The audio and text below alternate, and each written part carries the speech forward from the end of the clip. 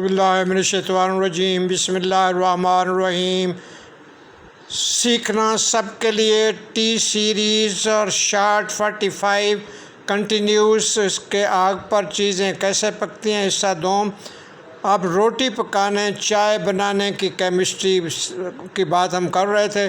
تو آٹا گوندھ کر کچھ دیر کے لیے کیوں رکھتے ہیں، فوری کیوں نہیں پکاتے، اس کی کیا وجہ ہے؟ روٹی صحیح نہیں بنے گی، ٹوٹ سکتی ہے۔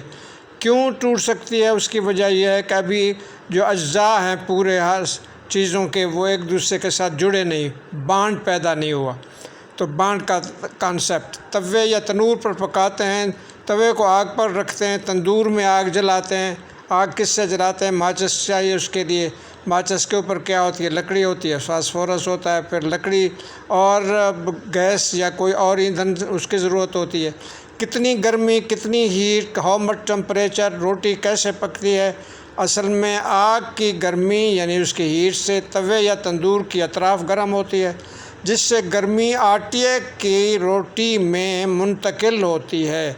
اسے question of transfer of heat, concept of transfer of heat. آٹے میں ڈالا پانی جب آگ پر فائر پر چڑھتا ہے، اس کی گرمی سے، اس کی ہیٹ سے بخارات بن کر ایویپوریٹ ہو کر ایٹماسفیئر میں شامل ہو جاتا ہے، فضا میں شامل ہو جاتا ہے۔